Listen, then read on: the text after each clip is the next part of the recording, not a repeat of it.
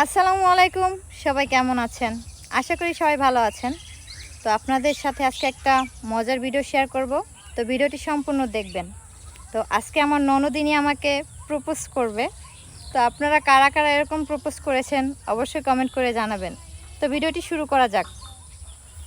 এত সুন্দর লোকেশনে আমার ননদিনী আমাকে প্রপোজ করবে।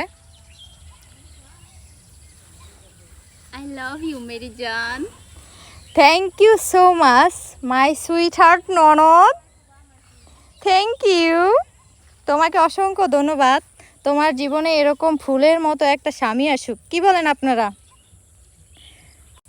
তো আমাদের দুজন কাছে কেমন লাগতেছে অবশ্যই কমেন্ট করে জানাবেন।